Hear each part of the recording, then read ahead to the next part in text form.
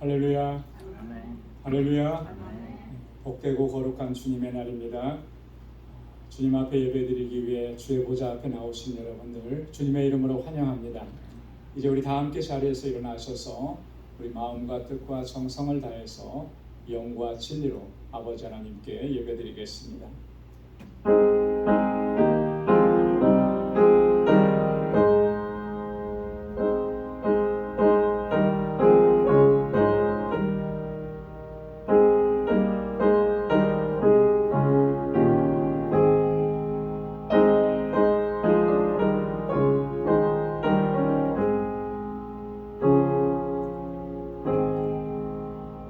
여호와께서 통치하시니 스스로 권위를 입으셨도다.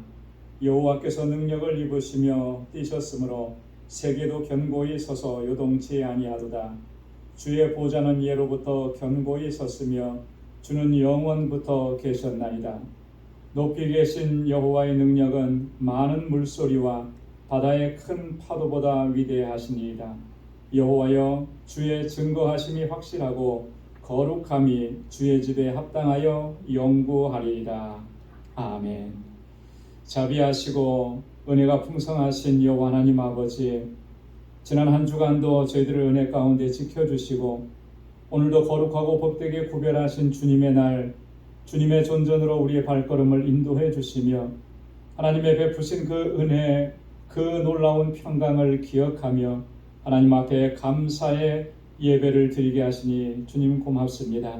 이 시간 우리 온 마음을 다하고 정성을 다하고 힘을 다하여서 하나님을 예배하는 저희들 되게 하여 주옵소서. 주님의 거룩한 보좌 앞에 나아가는데 방해가 되고 걸림돌이 되는 우리의 허물과 우리의 죄악들을 주님 앞에 먼저 고백하오니 우리 주님의 그 보혈로 깨끗하게 씻어주시고 우리의 심령을 정결하게 하옵시고 다시 거룩하게 하여 주옵소서. 오늘도 주의 백성들이 드리는 이 예배에 기뻐 흠양해 주시고 우리 가운데 임하셔서 주님의 평강으로 덧입혀 주옵소서. 예수님의 이름으로 기원하옵나이다. 아멘. 전능하사 천지를 만드신 하나님 아버지를 내가 믿사오며 그 외아들 우리 주 예수 그리스도를 믿사오니 이는 성령으로 잉태하사 동정녀 마리아에게 나시고 본디오 빌라도에게 고난을 받으사 십자가에 못 박혀 죽으시고 장사한 지 사흘 만에 죽은 자 가운데서 다시 살아나시며 하늘에 오르사 전능하신 하나님 우편에 앉아 계시다가 저리로서 산 자와 죽은 자를 심판하러 오시리라. 성령을 믿사오며 거룩한 공회와 성도가 서로 교통하는 것과 죄를 사하여 주시는 것과 몸이 다시 사는 것과 영원히 사는 것을 믿사옵나이다. 아멘. 자리에 앉으시기 바랍니다. 찬양으로 하나님께 영광 돌리겠습니다.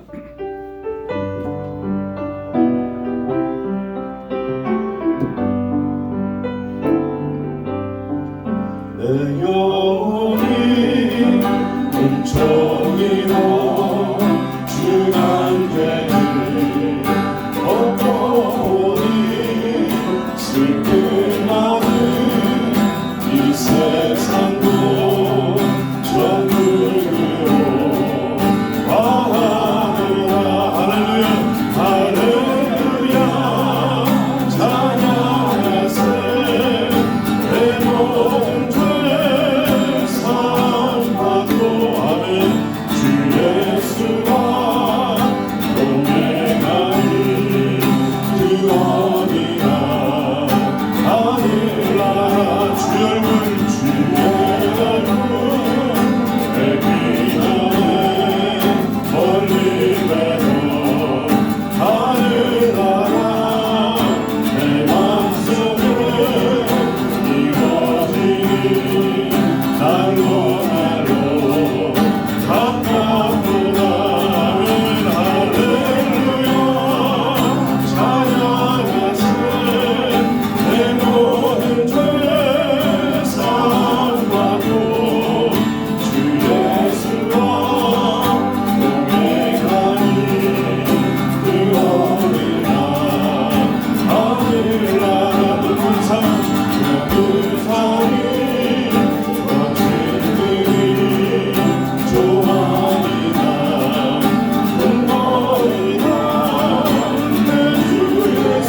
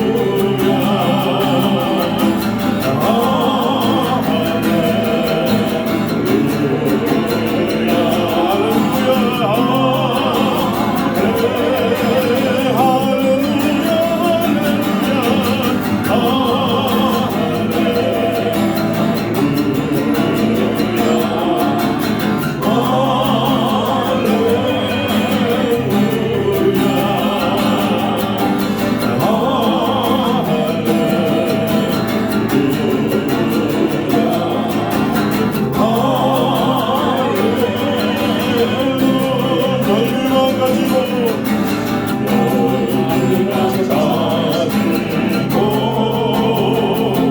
주 앞에 저 천사 깊은 노래가 온 땅에 퍼지네. 할렐루야 오만 들려서 주 찬송하여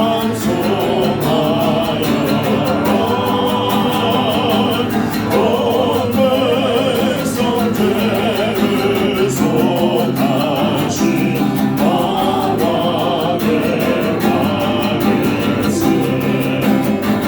널루가 가지고 주 앞에 손과 몸의 상처가 몸과 몸의 상처가 영광을 빛나네. 아멘. 하늘의 천사도 그 영광 보고서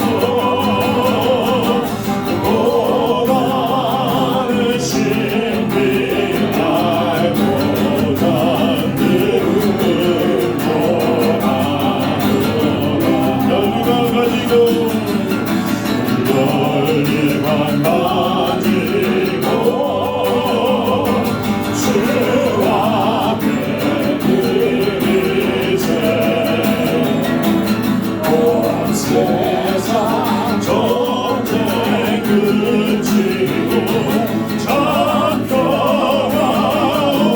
오겠네. 그 보라 앞에서 온 백성 엎드려 그 한량 없는 영광을 찬송하겠네. 그 한량 없는 영광, 그 한량 없는 영광을 찬송하겠네.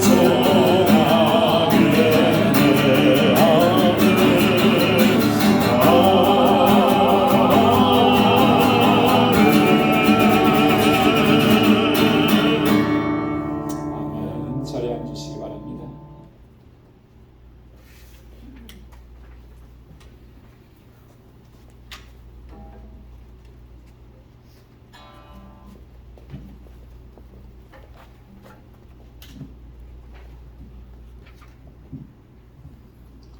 존귀하시고 거룩하신 하나님 아버지, 사랑과 은혜로 저희들의 삶을 눈동자와 같이 지켜주시고 항시 선하고 복된 길로 인도해 주신 하나님 아버지 감사를 드립니다. 오늘도 은혜 가운데 저희 방주의 모든 권속들 주님의 보좌 앞으로 인도하여 주시어서 찬양과 경배로서 하나님을 예배케 하여 주시니 더욱 감사를 드립니다. 오늘 지난 상반기를 살아온 지난 날을 되돌아볼 때 저희들의 삶은 세계적인 전쟁, 분쟁, 갈등 등으로 인한 경제적 어려움이 매일매일의 삶을 더욱더 곤빛게 하여 온전히 주님만을 바라보지 못하는 연약하고 불안한 심령 가운데 주님의 보좌 앞으로 나왔음을 고백합니다. 하나님 아버지, 저희에게 담대함을 허락해 주시사 말씀에 순종하며 내 삶의 모든 걸 주님께 의탁하여 주님의 인도하심에 따라 살아갈 수 있는 신실한 믿음을 허락하여 주시옵소서. 사랑의 하나님 아버지, 저희 방주재단을 이 땅에 세워주셔서 사랑과 주시는 소망 가운데 방주의 모든 권속들이 하나가 되어 하나님 아버지께서 주신 사명과 직분을 온전히 감당케 해주신 은혜에 다시 한번 감사를 드립니다. 어렵고 고난 가운데서도 더욱더 서로를 돌아보며 위로하며 나아갈 때 하나님의 영광이 더욱 빛을 발하는 진유의 몸된 제단 될 수 있도록 더욱더 크신 사랑과 은혜를 내려 주시옵소서. 하나님 아버지, 저희 방주의 권속들 가운데 육신의 연로함과 병마로 인한 아픔과 고통 가운데 하나님 아버지께 간절히 치유와 회복의 은혜를 간구하는 지체들이 있습니다. 하나님 아버지 은혜 주시어서 강건함과 치유함에 더하여 저희들의 사랑과 돌봄이 더하여져서 하나님께 온전히 영광 돌리는 저희 모든 권속들 되게 하여 주시옵소서. 주님의 몸된 제단을 가꾸고 수고와 헌신을 아끼지 않으며 항시 제단을 사모하는 심령들 모두에게 찾아가 주셔서 그 흘린 땀방울과 노력을 위로해 주시고 하늘의 평강으로 덧입혀 주시옵소서. 이곳 제단에서 자라는 유호와 EM 청장년들을 위해 기도를 드립니다. 저희들 건강 지켜주시옵시고 이들이 믿음 가운데 온전히 자라날 수 있도록 이들을 양육할 목자를 속히 보내주셔서 이들의 믿음이 온전히 바로서고 말씀으로 더욱 성장할 수 있도록 은혜 내려 주시옵소서. 더욱 이들 가운데 졸업과 또한 새로운 학교에 입학 등을 준비하는 자녀들에게 변화되는 새로운 환경에서 잘 적응하여 저들이 바라고 소망하는 모든 것들이 하나님 뜻 가운데 이루어지는 축복의 은혜도 허락하여 주시옵소서. 세계 곳곳에서 이 어렵고 힘겨운 때에도 오로지 주님께서 주신 복음만을 위해 나아가는 선교사님들을 위해 기도를 드립니다. 항시 건강 지켜주시고 곤비치 않게 건강케 흡들어 주시어서 세계적인 경제적 어려움 속에서도 부족함이 없게 하여 주시어서 주신 사명 잘 감당해 나가는 선교사님들 되게 하여 주시옵소서. 오늘도 알라메다 방주교회를 위하여 저희들 합심하여 기도를 드립니다. 이제 교회 건축이 시작되어 싸우니 하나님 아버지의 인도하심에 따라 거룩한 성전으로 건축될 수 있도록 모든 걸 주장하여 주시어서 그 성전을 통하여 그 지역의 많은 이들이 구원받고 하나님의 자녀되어 하나님의 지경이 넓혀져 나가는데 축복이 되는 알라메다 방주 재단 될 수 있게끔 은혜 내려 주시옵소서. 애쓰시는 정교수 선교사님 또한 사모님 또한 같이 사역하는 많은 동역자들을 붙들어 주시옵시고 건축을 위해 쓰는 모든 손길 위에 하나님 아버지의 축복의 손길이 임하는 은혜도 허락하여 주시옵소서. 이제 주시는 말씀 앞에 겸비한 마음으로 섭니다. 말씀 전하시는 목사님 영육간에 강건케 붙들어 주시어서 주의 능력과 사랑으로 가득 채워 전하시는 말씀이 저희들의 메말랐던 심령을 충만케 채우는 말씀의 단비가 되게 하여 주시옵소서. 하나님 아버지 오늘 예배를 통하여 저희들 나타나고 개지기 쉬운 이때에 각성하고 결단하는 믿음 갖게 하여 주시옵시고 저희들 삶 가운데 겪는 많은 고난과 어려움 속에서도 저희들 간구하는 모든 것들이 믿음 가운데 이루어짐을 확신하는 예배될 수 있도록 은혜 내려 주시옵소서. 이제 저희들 심령 가운데 성령님 찾아와 주셔서 힘주시고 하나님께 영광 올려드리는 복된 예배 시간 될 수 있도록 인도하여 주시옵소서. 감사하며 예수님의 이름으로 기도드리옵나이다.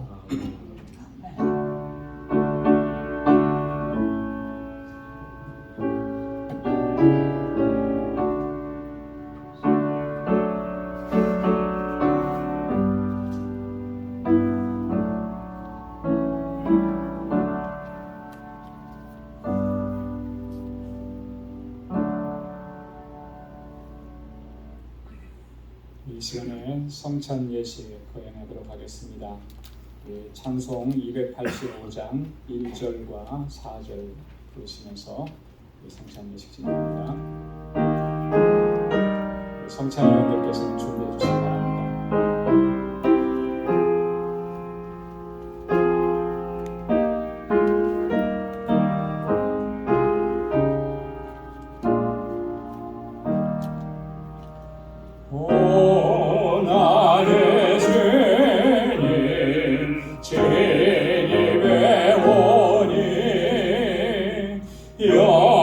영원한 생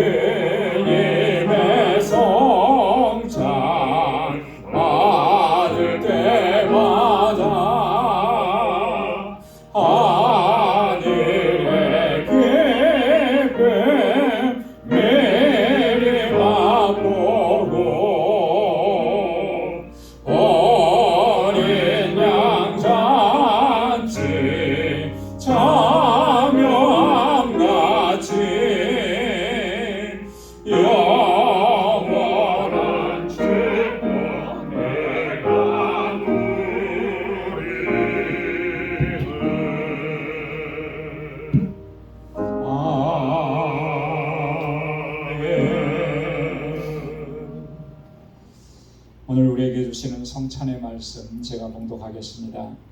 고린도전서 11장 23절에서 29절 말씀입니다. 내가 너희에게 전한 것은 주께 받은 것이니 곧 주 예수께서 잡히시던 밤에 떡을 가지사 축사하시고 떼어 가라사대 이것은 너희를 위하는 내 몸이니 이것을 행하여 나를 기념하라 하시고 식후에 또한 이와 같이 잔을 가지시고 가라사대 이 잔은 내 피로 세운 새 언약이니 이것을 행하여 마실 때마다 나를 기념하라 하셨으니 너희가 이 떡을 먹으며 이 잔을 마실 때마다 주의 죽으심을 오실 때까지 전하는 것이니라. 그러므로 누구든지 주의 떡이나 잔을 합당치 않게 먹고 마시는 자는 주의 몸과 피를 범하는 죄가 있느니라. 사람이 자기를 살피고 그 후에야 이 떡을 먹고 이 잔을 마실지니 주의 몸을 분변치 못하고 먹고 마시는 자는 자기의 죄를 먹고 마시는 것이니라. 아멘. 예수님께서는 제자들과 마지막 만찬을 나누시면서 떡을 떼어 주셨습니다. 떡을 떼어 주시면서 이것은 너희를 위한 나의 몸이다 이렇게 말씀을 하셨습니다. 그리고 이것을 기념하라 이렇게 말씀하셨습니다. 또 식후에는 잔을 가지시고 제자들에게 나누어 주시면서 이 잔은 내 피로 세운 새 언약이다 이렇게 말씀을 해주셨습니다. 주님께서 새 언약을 우리에게 허락해 주신 것입니다. 그래서 우리가 이 떡을 먹고 이 잔을 마실 때마다 항상 주님을 기념하고 또 주님께서 우리에게 베풀어 주신 그 새 언약을 기억하고 그 언약에 충실한 백성으로 살아가기를 우리가 결단하고 다짐해야 할 줄로 믿습니다. 주님 다시 오실 때까지 주의 죽음을 전하는 것, 그것이 우리의 사명이라고 오늘 사도 바울은 우리에게 증거합니다. 우리가 이 떡을 먹고 이 잔을 마시면서 또한 그 사명을 잘 감당하기로 또 다짐하고 결단하는 그러한 우리의 고백이 주님 앞에 드려지는 그런 복된 시간이 될 수 있기를 소망합니다. 우리 잠깐 기도하겠습니다. 하나님 아버지 고맙고 감사합니다. 지극한 사랑과 크신 은혜로 저희들을 붙들어 주시고 인도하여 주시고 이렇게 주님의 주시는 평안과 기쁨을 누리게 하시니 감사합니다. 오늘도 이 시간 주님 저희들에게 허락해 주신 성만찬에 저희들 참여할 수 있는 은혜 또한 주신 것 감사합니다. 아버지 하나님, 이 떡은 주님의 몸이고 이 잔은 주님의 피입니다. 나를 위해서 찢기신 주님의 몸, 나를 위해서 흘리신 주님의 보혈입니다. 주님께서 그렇게 찢기시고 모든 피를 다 흘리셨기에 오늘 우리가 이렇게 구원함을 얻고 하나님의 거룩한 백성으로 살아가는 은혜를 입게 된 줄로 믿습니다. 이제는 아버지 하나님, 정말 하나님의 뜻대로 새 언약의 백성답게 살아갈 수 있도록 우리에게 힘과 능력을 허락하여 주옵소서. 이 떡과 이 잔을 마실 때마다 하나님께서 주시는 그 능력으로 충만해지게 하시고 늘 주님께로 더 가까이 나아가는 귀한 역사가 있도록 우리를 인도하여 주옵소서. 예수님의 이름으로 기도드리옵나이다. 아멘.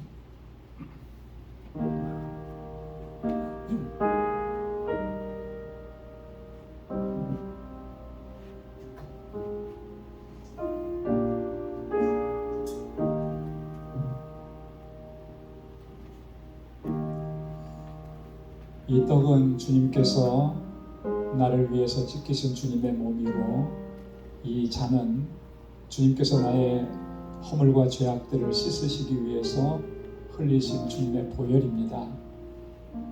주님께서 우리를 정결하게 하셨고 거룩하게 하셔서 하나님의 자녀로 삼아주셨습니다. 항상 그 은혜를 기억하고 주님의 주신 사명을 주님 부르시는 그날까지 감당하는 우리 모두가 되기를 소망합니다. 그러므로 이제 그리스도 예수 안에 있는 자에게는 결코 정죄함이 없나니 이는 그리스도 예수 안에 있는 생명의 성령의 법이 죄와 사망의 법에서 너를 해방하였음이라. 아멘. 너희의 허물과 죄로 죽었던 너희를 살리셨도다.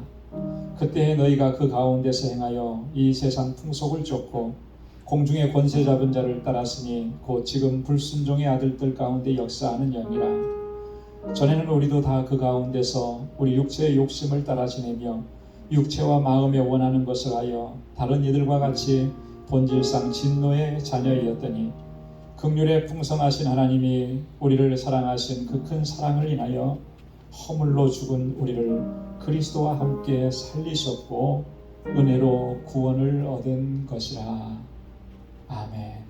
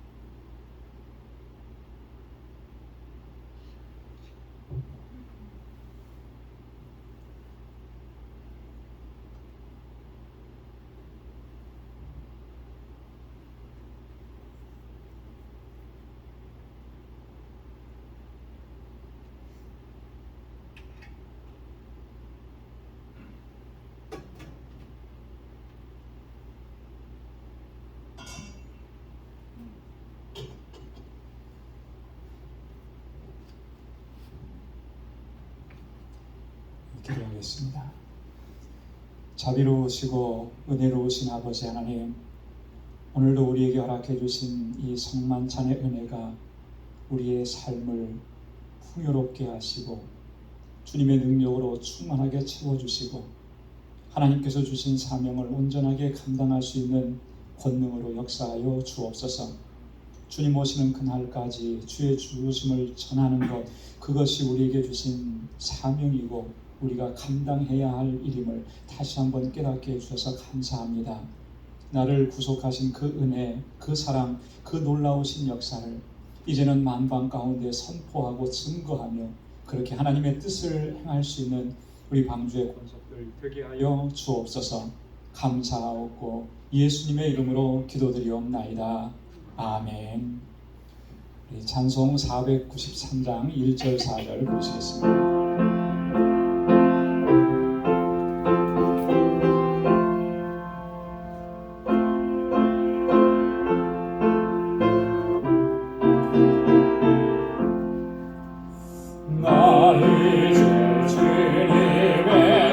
생명 얻은 몸 옛것은 지나고 새 사람이로다. 그 생명 내 맘에 강같이 흐르고 그 사랑 내게서 해같이 빛난다. 영생을 맛보며 주 안에 살리라. 오늘도 내일도 주 함께 살리라. 주 따라가는 길 험하고 멀어도 찬송을 부르며 뒤따라가리라. 나 주를 모시고 영원히 살리라. 날마다 섬기며 주 함께 살리라. 영생을 맛보며 주 안에 살리라. 오늘도 내일도 주 함께 살리라. 아멘.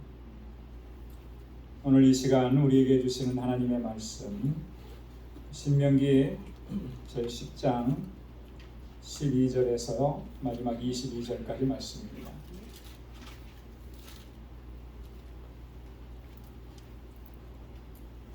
신명기 제10장 12절, 구약성경 278페이지입니다. 제가 말씀을 받들어 봉독하겠습니다. 이스라엘아, 내 하나님 여호와께서 내게 요구하시는 것이 무엇이냐? 곧 내 하나님 여호와를 경외하여 그 모든 도를 행하고 그를 사랑하며 마음을 다하고 성품을 다하여 내 하나님 여호와를 섬기고 내가 오늘날 내 행복을 위하여 내게 명하는 여호와의 명령과 규례를 지킬 것이 아니냐.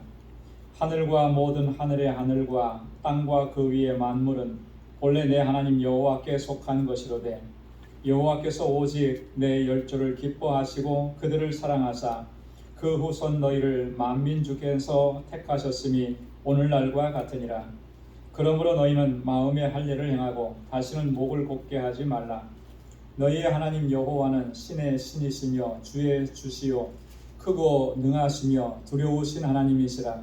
사람을 외모로 보지 아니하시며 뇌물을 받지 아니하시고 고아와 과부를 위하여 신원하시며 나그네를 사랑하사 그에게 식물과 의복을 주시나니 너희는 나그네를 사랑하라. 전에 너희도 애굽 땅에서 나그네 되었었음이니라. 내 하나님 여호와를 경외하여 그를 섬기며 그에게 친근히 하고 그 이름으로 맹세하라. 그는 내 찬송이시요 내 하나님이시라. 내가 목도한 바 이같이 크고 두려운 일을 너희를 위하여 행하셨느니라. 애굽에 내려간 내 열조가 겨우 70인이었으나 이제는 내 하나님 여호와께서 너를 하늘의 별같이 많게 하셨느니라. 아멘. 할렐루야. 이스라엘 백성들을 가리켜서 언약 백성이라 이런 표현을 씁니다. 그 언약 백성이라고 하는 그 말은 하나님과 이스라엘 백성이 언약적 관계에 있다라고 하는 그런 의미입니다. 이 언약적 관계라고 하는 것은 요즘식으로 말하면 아마 이렇게 표현할 수 있을 겁니다. 계약적인 관계다.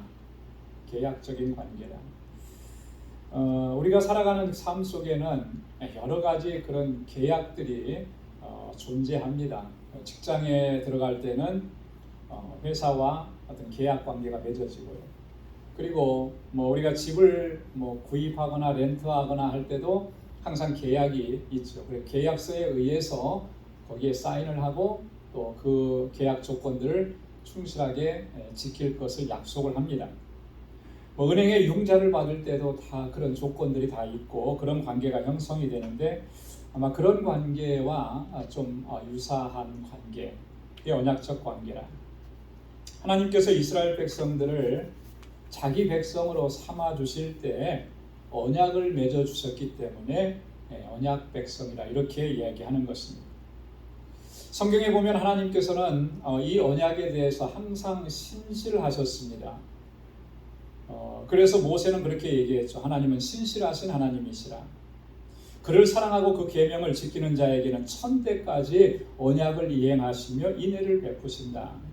신명기 7장 9절에서 그렇게 말씀을 했습니다. 하나님은 신실하신 하나님이신데 어떻게 신실하냐면 하나님을 사랑하고 하나님의 계명을 지키는 자에게는 천대까지 언약을 이행하시 인애를 베푸신다는 거예요. 여러분, 천대까지 언약을 베푸신다라고 하는 것은 무슨 말입니까? 영원토록, 그죠? 영원토록 그 언약을 지키시고 인애를 베푸신다는 거예요. 그런데 어떤 사람에게냐 그러면 하나님을 사랑하고 그 계명을 지키는 자에게 하나님은 이렇게 약속하셨고 그 약속하신 대로 항상 신실하셨던 거예요. 한 번도 그 약속을 변개하신 분이 없습니다. 바꾸신 적이 없어요. 하나님은 거짓이 없으시고 하나님은 변개함이 없으신 분이시다. 사무엘 선지자를 통해서 분명하게 말씀을 하셨고 그렇게 하나님의 성품대로 그렇게 신실하게 하나님의 백성들에게 약속하신 것을 이행하신 겁니다. 그런데 하나님의 백성된 우리는 과연 하나님 앞에서 얼마만큼 신실한가라고 하는 거예요. 하나님과 언약을 맺은 이 언약에 대해서 정말 우리가 신실하게 그 언약을 지켜나가고 있느냐. 그럼 하나님과 우리와의 관계 안에서 가장 심각한 문제가 되는 게 뭐냐면 바로 이 부분인 거예요. 이 부분. 하나님은 우리에 대해서 항상 신실하셨는데 우리는 신실하지 못하다라고 하는 거예요. 이것이 항상 우리 신앙생활에 있어서 가장 중요한 문제가 되고 있다라고 하는 거죠. 하나님께서 우리와 언약을 맺어 주신 것에 대해서 항상 신실한 것처럼 오늘 우리도 하나님께 대해서 그렇게 신실해야 할 줄로 믿습니다. 우리가 하나님의 언약에서 신실하지 못하면 어떤 결과가 초래되겠습니까? 그건 뭐 불보듯이 뻔한 거예요. 그 언약은 파기되고 마는 것입니다. 언약이 파기되는 거죠. 언약이라고 하는 것, 약속이라고 하는 것, 계약이라고 하는 것은 양자 간에 그 약속한 것에 대해서 신실하게 지킨다라고 하는 그런 사인을 한 것인데, 한쪽에서 일방적으로 그것을 지키지 않는다면 그 언약 관계는 다 깨어져 버리게 되는 것이죠. 여러분, 이 언약이 파기되었다라고 하는 것은 무엇을 의미하는 것이겠습니까? 그것은 곧 하나님의 심판을 의미하는 거예요. 하나님의 심판은 곧 우리의 멸망이고 우리의 파멸을 의미하는 거라는 거예요. 구약의 역사에 보면 이스라엘, 특별히 남왕국 유다가 멸망을 당한 것, 바벨론에 의해서 그 나라가 점령을 당하고 멸망을 당하고 많은 사람들이 포로로 잡혀가게 됐는데, 그 바벨론이 멸망당하게 된 중요한 원인이 뭐냐? 하나님 앞에 신실하지 못함으로 인해서 그 언약이 파기되어 버렸기 때문에 결국 유다는 하나님의 징계로 인해서 바벨론에 의해 포로로 잡혀가게 되는 것입니다. 여러분, 옛 언약은 이렇게 파기되었습니다. 하나님의 백성들이지만 하나님과의 약속에 신실하지 못함으로 인해서 언약이 깨져버린 거예요. 새로운 언약이 필요한 것입니다. 그래서 그리스도께서 우리 가운데 오셨고, 그리스도께서 우리에게 새 언약을 허락해 주셨고, 그래서 우리를 다시금 하나님의 언약 백성으로 삼아 주신 것입니다. 여러분, 하나님께서 우리에게 그러하셨던 것처럼 오늘 우리도 하나님 앞에 신실해야 하는데, 그 언약의 신실한 백성이 되어야 하는데, 그러려면 뭐가 필요하겠느냐라고 합니다. 하나님께서 우리에게 요구하시는 것이 무엇인지 그것을 우리가 바로 알아야 됩니다. 하나님께서 우리에게 요구하시는 것이라고 하는 것은 다른 말로 얘기하면 언약의 조건들을 얘기하는 거예요. 언약의 세부적인 내용들을 이야기하는 것입니다. 그것이 무엇인지 바로 알고 그것을 힘써서 지켜나갈 때 이 언약은 계속해서 유효하고 유지가 된다라고 하는 거예요. 오늘 본문 말씀에 보면 이 언약의 세부 조건, 하나님께서 우리에게 요구하시는 것 세 가지를 우리에게 말씀합니다. 그 첫째가 뭐냐면 12절 말씀에 있는 것처럼 여호와를 경외하고 여호와를 사랑하고 여호와를 섬기라 하는 거예요. 한번 따라서 해보시기 바랍니다. 여호와를 경외하고 여호와를 사랑하고 여호와를 섬기라. 여러분, 12절 말씀 한번 같이 읽겠습니다. 12절 다 같이요. 시작. 이스라엘아, 내 하나님 여호와께서 내게 요구하시는 것이 무엇이냐? 곧 내 하나님 여호와를 경외하여 그 모든 도를 행하고 그를 사랑하며 마음을 다하고 성품을 다하여 내 하나님 여호와를 섬기고. 할렐루야. 하나님을 경외하고 하나님을 사랑하고 하나님을 섬기라. 여러분, 이건 다 같은 말이잖아요. 같은 의미예요. 하나님 경외하라고 하는 말에 다른 표현일 뿐입니다. 여러분, 하나님을 경외하고 하나님 사랑하고 하나님 섬기는 것, 이것이 하나님과의 관계에 있어서 가장 중요한 요소인 것입니다. 그래서 예수님께서도 그렇게 말씀을 하셨어요. 마태복음 22장에 보면 내 마음을 다하고 목숨을 다하고 뜻을 다하여 주 너희 하나님을 사랑하라 하셨으니 이것이 크고 첫째 되는 계명이라. 첫째 되는 게 뭐냐? 가장 중요한 게 뭐냐? 그러나 마음을 다하고 뜻을 다하고 힘을 다해서 하나님 사랑하는 것, 하나님 경외하는 것, 하나님 섬기는 것이라고 합니다. 여러분, 이 크고 첫째 되는 하나님의 요구에 우리가 신실하게 응답하지 못한다면 과연 우리가 신앙생활하면서 그렇게 열심히 수고하고 노력한 그런 일들이, 이것이 나의 업적이라고 이렇게 자랑하는 그런 일들이 과연 하나님 앞에서 기쁨이 될 수 있을까? 하나님께서 그걸 인정하실까라고. 여러분, 하나님을 경외하는 마음이 없고 마음을 다하고 뜻을 다해서 하나님 사랑하지 않으면서 행하는 큰 모든 수고들은요, 아무런 의미가 없는 거예요. 그런 것들을 하나님께서 기뻐하시니 만무한 것입니다. 그래서 항상 우리가 우리의 신앙의 모습을 정말 진지하게 살펴봐야 하는 것입니다. 하나님과의 관계에 있어서 하나님을 향한 나의 마음은 어떠한 것인가? 정말 마음을 다하고 힘을 다해서 하나님을 사랑하는 것인가?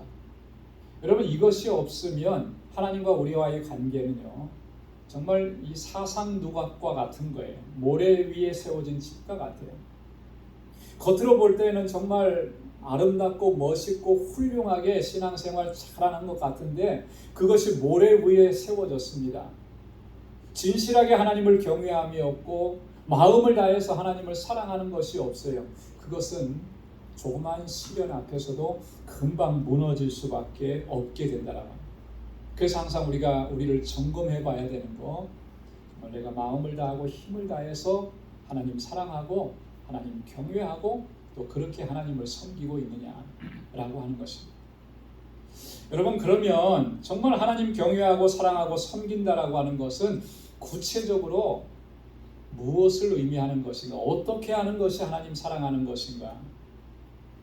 여러분, 우리는 무엇인가 정말 열심히 일하고 봉사하고 그러는 것이 하나님 사랑하는 것이라고 우리가 그렇게 생각하는데 그럴 수도 있지만 안 그럴 수도 있는 거예요. 무조건 열심히 일한다고 해서 그것이 하나님 사랑하는 것이냐면 그거는 한 50%만 맞다고 얘기할 수가 있어요. 왜 그러냐면 성경은 우리에게 분명하게 말씀합니다. 하나님 사랑하는 것이 어떤 것이냐라고 하는 것을. 오늘 본문 말씀에서도 13절에 그렇게 말씀하죠. 내가 오늘날 내 행복을 위하여 내게 명하는 여호와의 명령과 규례를 지킬 것이 아니냐. 할렐루야.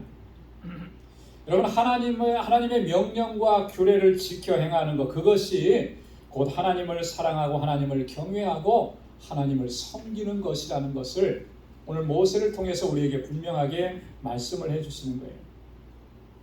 여러분, 하나님의 모든 말씀, 하나님께서 우리에게 명하신 그 명령과 규례, 이것을 소중하게 여기고 이것을 힘써서 지켜 행하는 그것이 바로 하나님 경외하고 하나님 사랑하는 모습이라는 거예요.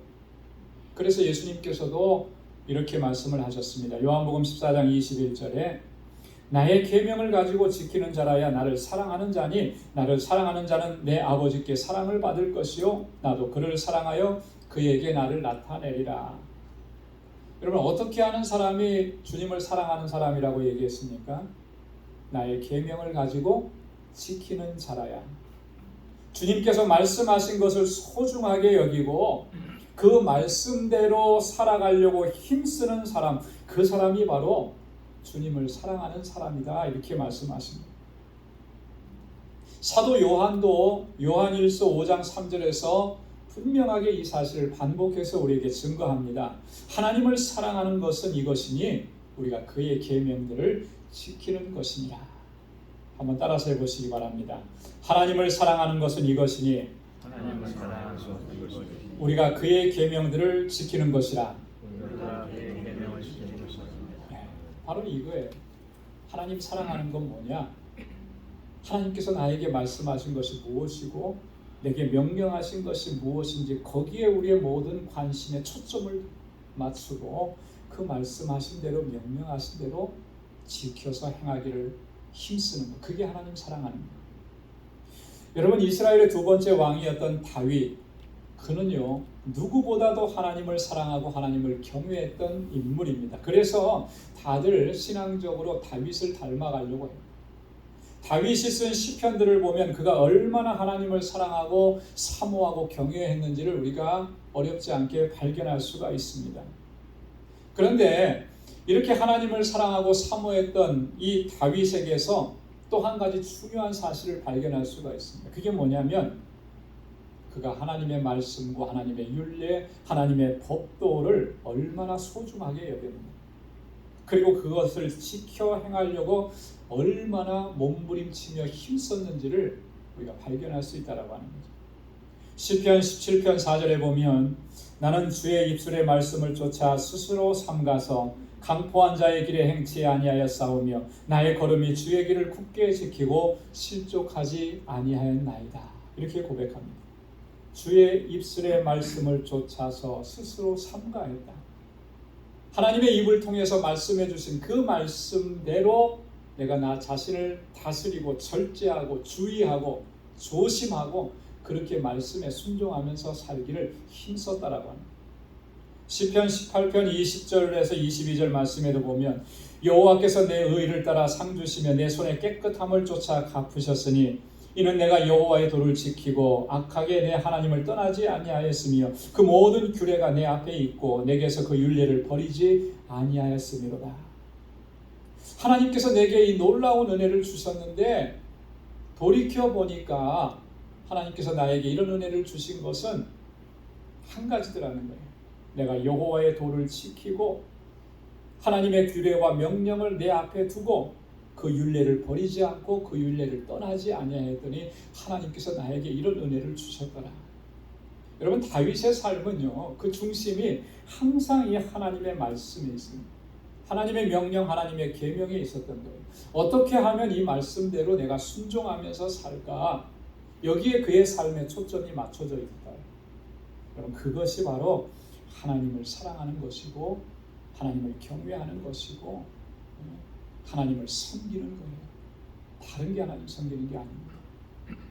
열심히 봉사하지만 하나님의 말씀대로 순종하지 않으면 그건 하나님의 기쁨이 될 수가 없어요. 열심히 노력하고 열심히 해서 어떤 위대한 업적은 이뤘지만 하나님의 말씀대로 내가 따르는 삶이 아니라면 하나님의 인정을 받을 수가 없다라고 하는 것입니다.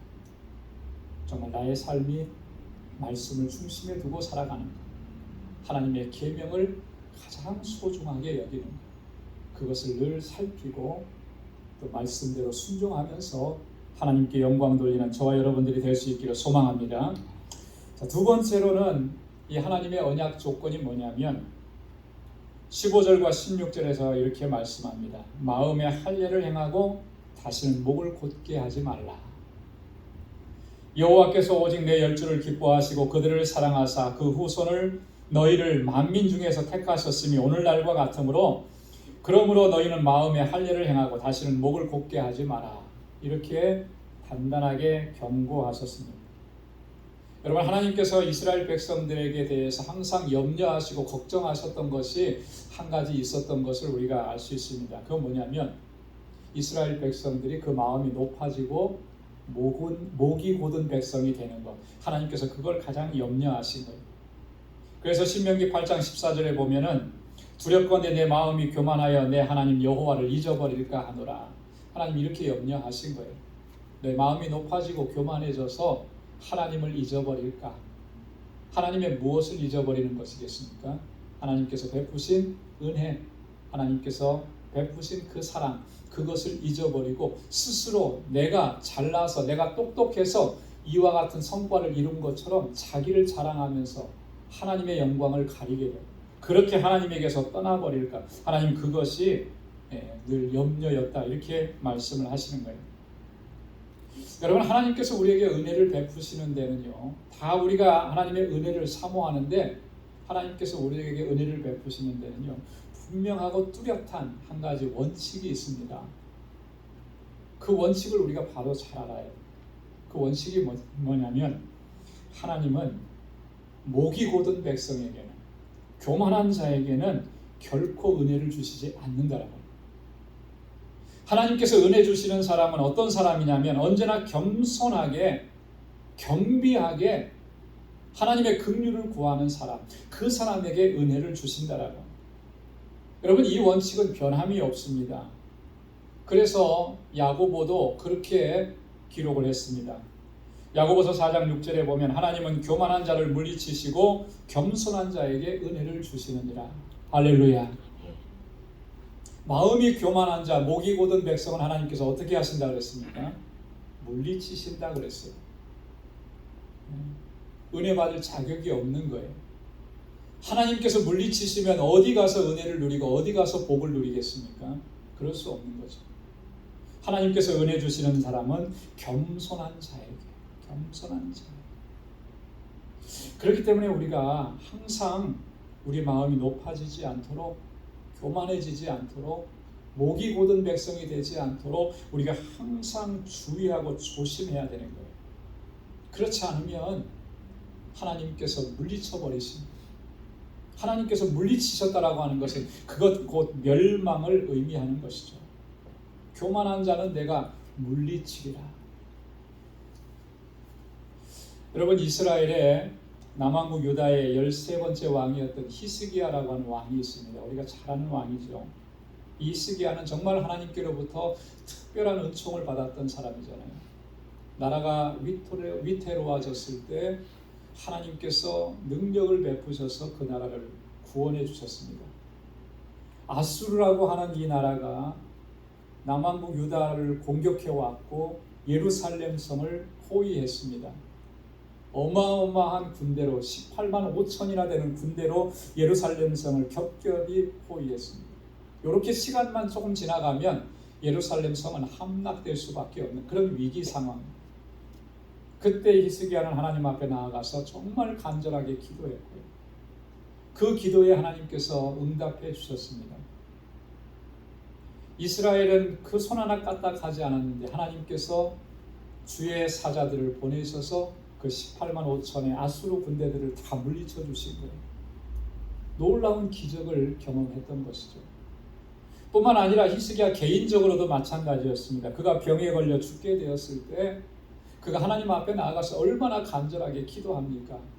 하나님께서 그의 부르짖음을 들어주셨습니다. 그리고 그에게 긍휼을 베풀어 주셨어요. 그래서 그 생명을 15년이나 더 연장시켜 주셨습니다. 여러분, 히스기야가 이런 하나님의 특별한 은총을 입을 수 있었던 것은 한 가지예요.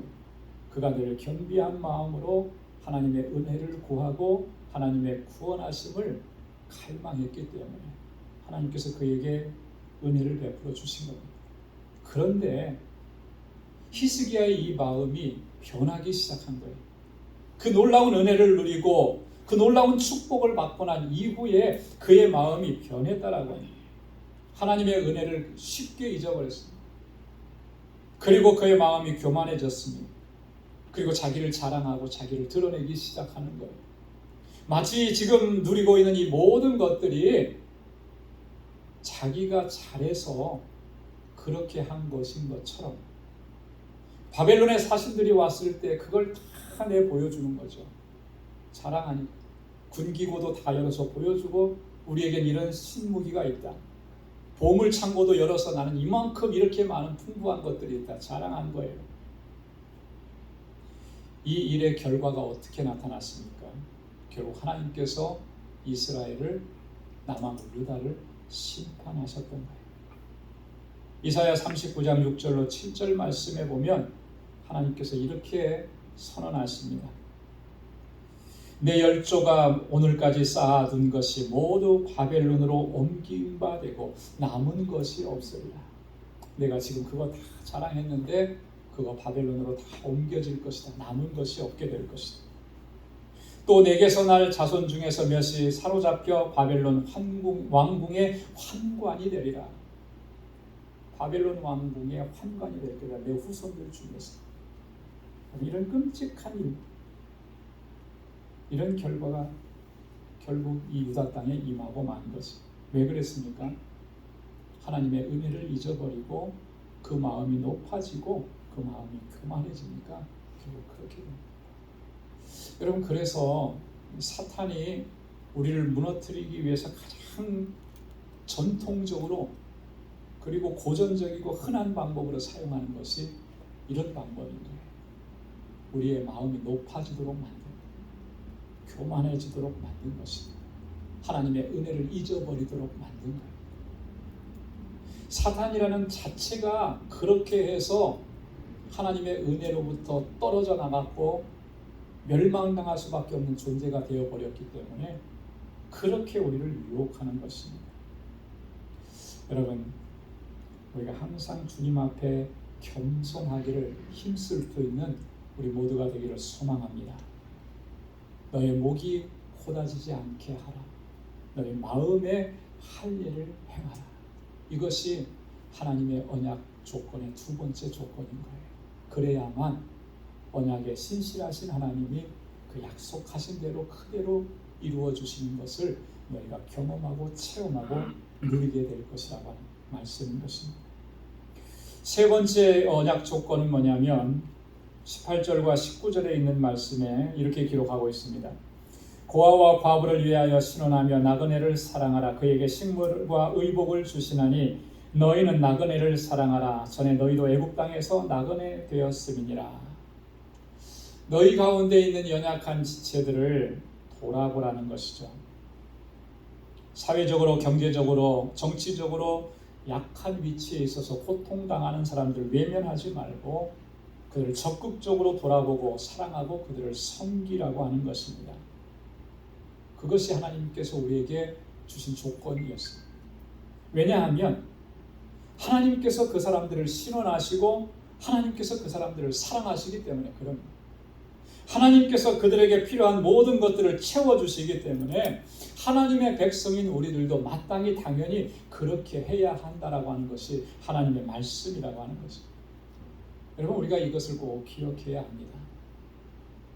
예수님께서도 이 땅에 사시면서 공생의 사역을 감당하실 때 항상 누구와 함께 하셨습니까? 수많은 사람들이 예수님 곁에 항상 있었지만 예수님의 관심은 항상 어디에 있었냐면 죄인들이라고 일컬어지는 고통당하고 연약한 사회적으로 경제적으로 소외당해 있는 그 사람들을 찾아가셔서 그들과 함께 하셨고 그들의 위로자가 되어서 그들의 필요를 채워주셨던 거예요.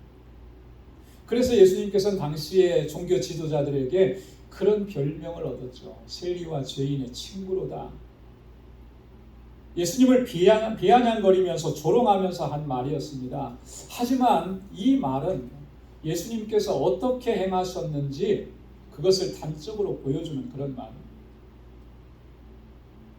여러분, 야고보서에 보면 야고보 사도가 이 경건이라고 하는 말을 이렇게 정의하는 것을 볼 수가 있습니다. 하나님 아버지 앞에서 정결하고 더러움이 없는 경건은 곧 고아와 과부를 그 환난 중에서 돌아보는 것이다. 참된 경건이 뭐냐라고. 우리는 참된 경건을 얘기할 때 정말 기도 많이 하고 성경 많이 읽어서 성경의 박사가 되고 뭐 교회 안에서 열심히 수고하고 봉사하고 이것이 참 경건한 사람의 모습이다. 우리가 그렇게 생각하기 쉬운데요. 물론 그게 틀린 말은 아닌데 그게 100% 맞는 말이냐면 그렇지도 않은 거예요. 야고보 사도가 우리에게 말씀하신 건 뭐예요? 참된 경건, 더러움이 없고 정결한 경건은 고아와 과부를 그 환난 중에서 돌아보는, 우리 주변을 돌아보고 이렇게 고통당하는 이웃이 있으면 외면하지 말라는 거예요. 적극적으로 나아가서 그를 사랑하고 돕고 필요한 것을 채우고, 그것이 참된 경건이라고 하는 것입니다. 하나님께서 그렇게 하시고 예수님께서 그렇게 하셨기 때문에 하나님의 백성, 예수님의 제자라고 하는 우리도 당연히 그렇게 해야 한다라고 하는 것입니다. 이게 하나님의 언약 조건인 것입니다. 여러분, 이 조건에 우리가 충실하지 못하면 과연 하나님께서 약속하신 것들을 우리가 누릴 수 있겠는가? 이웃을 돌아보지 않는데 고통당하는 우리의 형제와 자매들을 외면하고 있으면서 하나님께서 나에게 은혜 주시고 복 주시기를 갈망하고 기대한다면 여러분, 그런 사람은 끝까지, 아니 죽을 때까지 그 하나님의 은혜를 경험하지 못할 겁니다. 왜요? 하나님의 언약에 신실하지 못한데 어떻게 은혜를 누릴 수가 있겠느냐? 하나님은 고아와 과부를 신원하시는 하나님이시고 나그네를 사랑하시고 그들에게 식물과 의복을 주시는 하나님이신데, 그래서 그 일을 우리에게 맡겨주셨는데 우리로 하여금 그 일을 감당해야 한다고 하셨는데 우리가 그렇지 않으면 어떻게 하나님의 약속하신 것들을 누릴 수가 있겠느냐? 그럴 수가 없는 거예요. 사랑하는 성도 여러분, 우리가 하나님과 언약적 관계에 있다라고 하는 것을 항상 기억해야 할 줄로 믿습니다. 또 하나 기억해야 될 것은 하나님은 항상 우리에게 신실하셨다라고 하는 거예요. 그러면 우리도 하나님께 대해서, 그 언약에 대해서 신실해야 합니다. 오늘 하나님께서 우리에게 요구하시는 것이 무엇인지, 그 언약의 조건들이 무엇인지를 오늘 모세를 통해서 우리가 다시 한번 확인을 했습니다. 첫째는 하나님 사랑하고 하나님 경외하고 하나님을 잘 섬기는, 하나님의 말씀대로 순종하는 것, 그 말씀을 가장 소중하게 여기고 가슴에 새기고 그 말씀대로 순종하는 것, 그것이 바로 하나님 사랑하는 것입니다. 너희 마음에 할 일을 행하고 목이 곧게 하지 말라 그랬습니다. 교만한 마음에는 하나님의 은혜가 임할 수가 없어요. 겸손한 자에게 하나님의 은혜가 약속하신 것이 이루어지는 그런 은총이 임하게 되는 것입니다. 우리 주변을 돌아보고 연약한 지체들을 사랑하고 돕고 섬기라는 것이 하나님의 뜻입니다. 하나님의 요구인 것입니다. 이런 하나님의 언약 조건에 신실하게 응답하면서 하나님께 영광 돌리는 삶을 살아가는 우리 모두가 될 수 있기를 주님의 이름으로 축원합니다. 기도하겠습니다. 자비하시고 은혜가 풍성하신 하나님 감사합니다. 저희들을 지극한 사랑으로 품어주시고 날마다 은혜 안에 거하도록 이끌어주신 그 놀라우신 하나님의 은총 너무나 감사합니다. 하나님은 우리에게 항상 신실하셨는데 우리는 그렇지 못했음을 이 시간 고백합니다. 주 성령께서 우리를 붙잡아 주시고 하나님의 언약에 신실한 백성으로 살아갈 수 있도록 저희를 인도하여 주옵소서. 늘 주님의 강하신 팔로 붙들어 주시고 주님의 능력 안에 행할 수 있도록 성령께서 우리를 주장하여 주옵소서. 감사하며 예수님의 이름으로 기도드리옵나이다. 아멘. 찬송 369장 부르시면서 준비하신 예물 하나님께 드리겠습니다.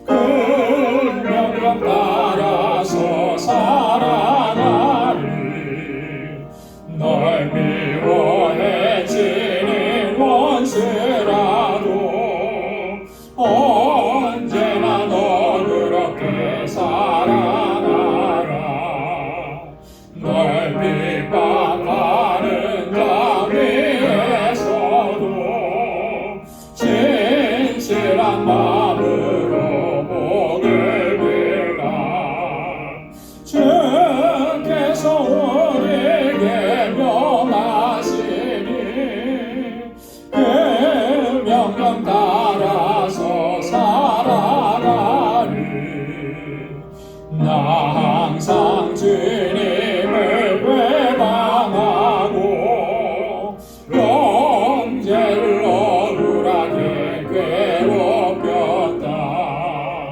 이러한 죄인을 사랑하사 주께서 몸버려 죽이셨다.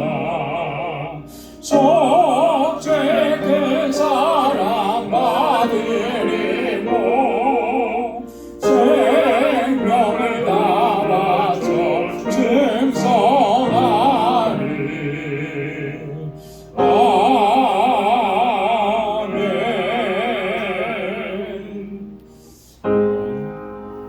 나가진 모든 것 다 주의 것이니 그 받은 귀한 선물을 다 주께 바치네.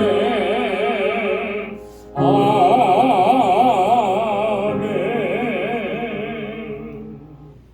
자비하시고 은혜가 풍성하신 여호와 하나님 아버지, 오늘도 거룩하고 복된 이날 주님의 보좌 앞으로 나아올 수 있도록 우리 발걸음을 인도하시고 나를 사랑하시고 놀라우신 은혜 베푸시며 지난 한 주간 동안도 승리의 삶을 살게 하신 아버지께 감사와 찬양과 영광을 올려드리게 하시니 감사합니다. 오 하나님 아버지, 그 은혜 다 헤아릴 수 없습니다. 우리의 마음을 다 표현할 수가 없습니다. 하나님, 그러나 정말 그 은혜에 감사하며 기뻐하며 주님 영광을 위해 살아가는 저희를 되게 하여 주옵소서. 오늘도 아버지 하나님, 그 은혜를 기억하며 우리에게 허락해 주신 물질을 구별하여 감사의 예물로 주님께 올려드립니다. 하나님이 나의 주인이신 것을 이 시간도 고백하며 아버지 11조의 예물을 주께 올려드립니다. 땅끝까지 이르러 내 증인되라고 하신 주님의 말씀에 순종하여서 그 마음을 다하여 하나님 선교 예물로 주님께 드리고 건축 예물로 주님 앞에 올려드리고 내 이웃을 내 몸과 같이 사랑하라고 하신 주님의 말씀대로 순종하며 복에 근원된 삶을 살아가기로 결단하며 주님 구제의 예물을 주님 앞에 올려드립니다.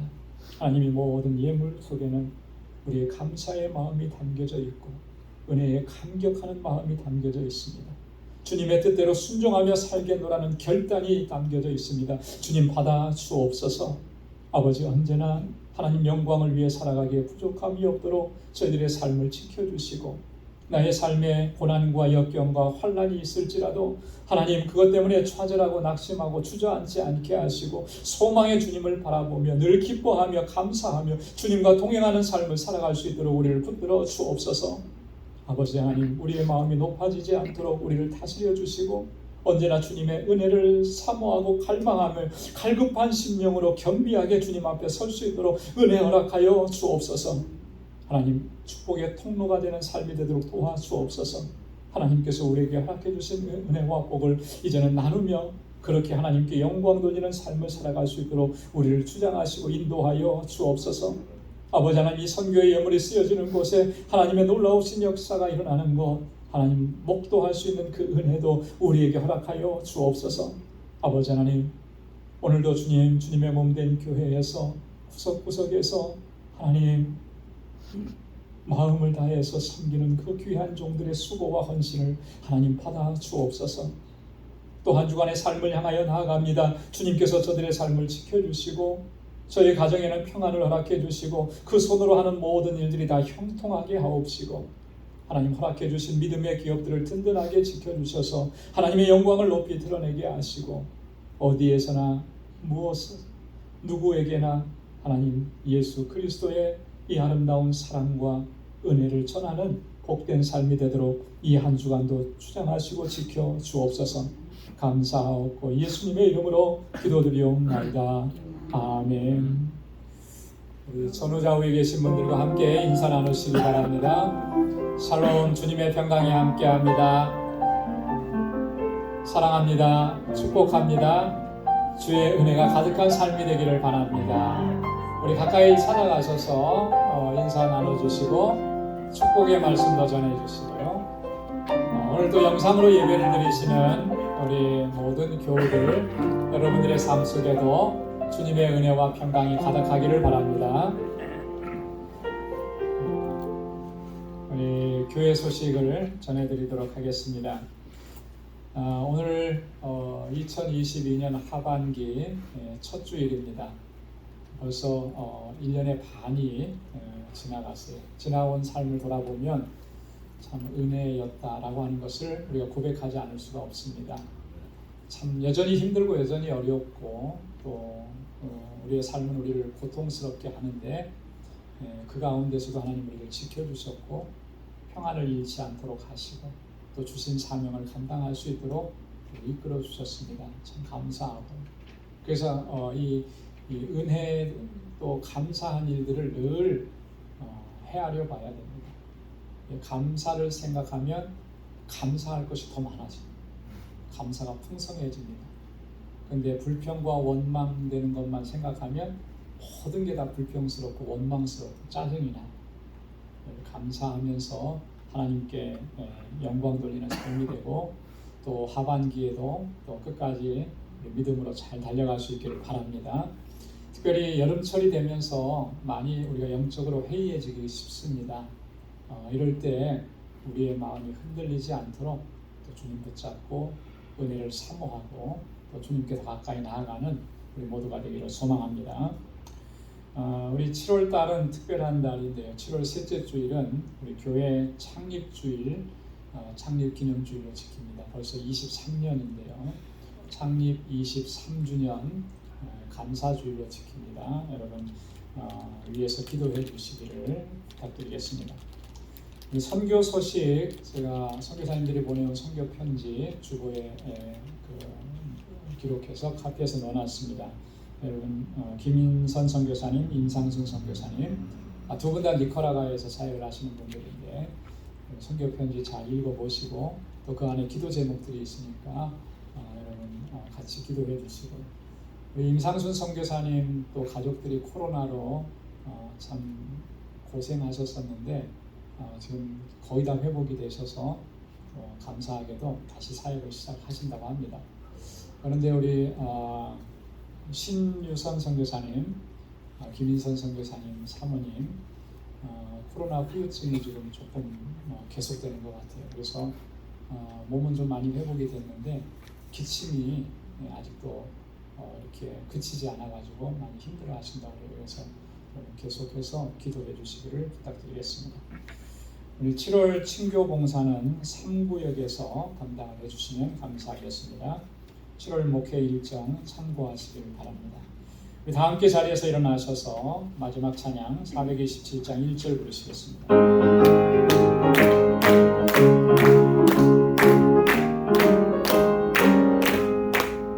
내가 매일 기쁘게 순례의 길 행하는 주의 발이 나를 안보하며 내가 주의 큰 법을 받는 참된 길은 주의 영이 함께함이라.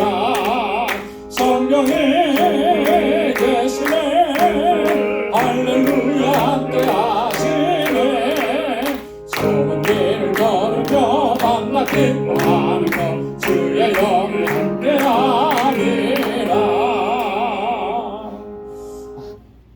이제는 우리 주 예수 그리스도의 무한하신 은혜와 하나님 아버지의 크고 놀라우신 사랑과 성령의 위로 교통 충만하심의 역사가, 하나님께서 우리에게 요구하시는 것이 무엇인지, 또 그 하나님의 언약에 신실한 백성으로 살아가기로 결단하는 우리 방주의 모든 믿음의 권속들과 저들의 가정과 직장, 생업의 터전과 학업 위에 이제로부터 영원까지 함께 하시기를 간절히 축원하옵나이다.